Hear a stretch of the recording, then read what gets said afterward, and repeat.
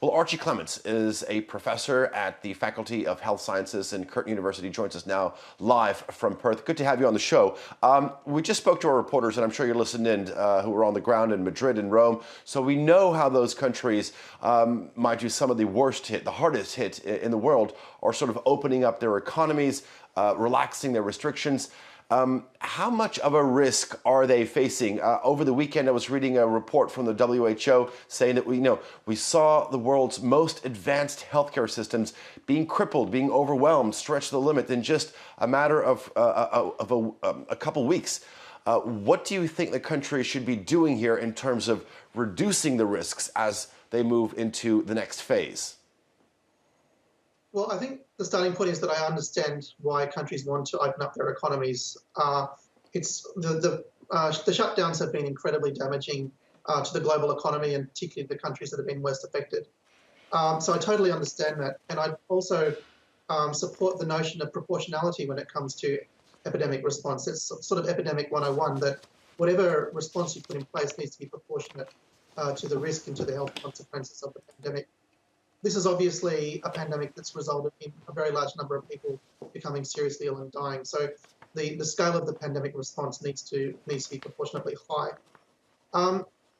It's very clear that there's still significant community transmission of coronavirus in the countries in Europe that are starting to move towards reducing lockdown. And that means that as social distancing measures are relaxed, it's very likely that the virus is going to come back. Even though those countries have had large epidemics, still only a small proportion of the total population has actually been infected, which means that there's relatively few people who are immune. And that means that there are still plenty of susceptible people in the population who can become infected and who can propagate the epidemic. You talked about this delicate balance, and obviously there's this ongoing trend of community-based transmission.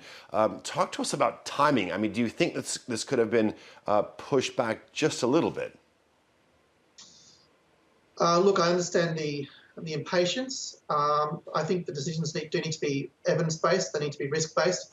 I appreciate that, for example, in Spain, they are using a phased approach, that they are being relatively cautious, but there still are many hundreds of people being infected every day in Spain. So it does seem a little bit early to me to be moving out of lockdown in large parts of the country.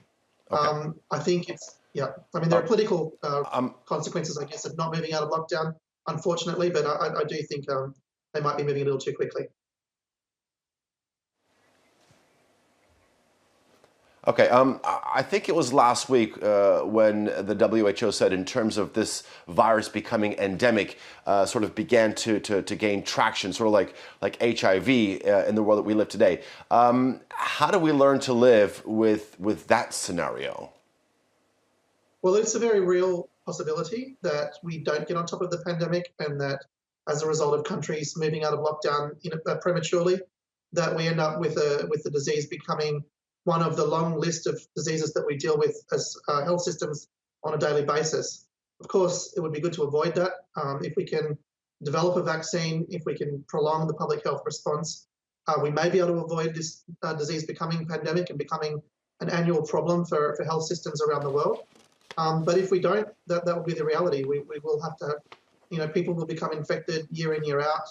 Occasionally, you won't expect explosive epidemics once it becomes endemic, but you will see people dying from time to time of this disease throughout into the future. Yeah, and there's obviously the issue of mutation as well. All right, Professor Archie Clements, live for us from Perth. Thank you very much for joining us here on TRT World.